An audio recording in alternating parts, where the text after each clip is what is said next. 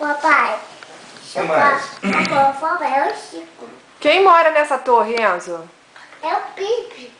O príncipe? É o Pipe. Com quem mais? Tem uma puxa-má. Ah, tem? Na torre também? Não, Ou ela tá na floresta? a puxa-má tem lá no castelo. Ah, ela fica no castelo. Vai ser o castelo da puxa-má. Olha o castelo da puxa-má. É vizinho do príncipe? Isso, ela fica na capa de neve. Ah, tá. Ela fica boca de neve. Mas parece que do mesmo século. Pita estava. Eu também se vermelho. Pita estava fora, eu ia. Pita de tudo para fora. E lá veio o lobo, mano. Caramba, tá todo mundo aí. Tá parecendo cheiro. Eu também de vermelho. É o Chapeuzinho Vermelho, já entendi. Agora vou fazer o lobo mal. E foi porque eu comi o tapete vermelho. E não foi o tapete. Ele comeu o Chapeuzinho Vermelho? E o tapete vermelho ficou que chorou.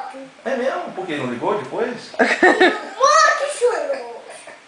Quem chorou? É o tapete vermelho. Chapeuzinho Vermelho. Porque o Lomal comeu. E não E ligou lá depois. veio o lobo mal e o tapete vermelho. Ai, não pega o lobo mal. Lomal não pegue. O que aconteceu, Enzo?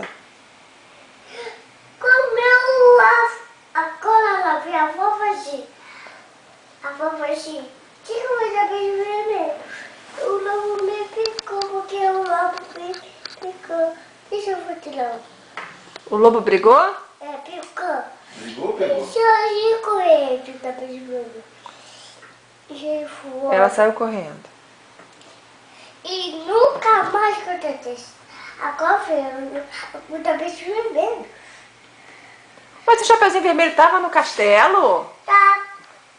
Junto com o príncipe e a Bruxa Má e a Branca de Neve? É. Era uma festa? Então eu virar o castelo.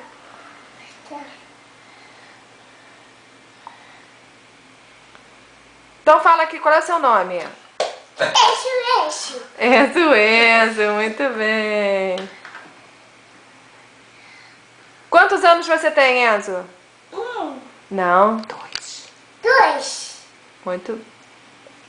Faz com o dedinho, 2, faz. 2. Tá certo. Agora tá certo. Então tá certo. Então tá bom. Um beijo, tchau. Tá.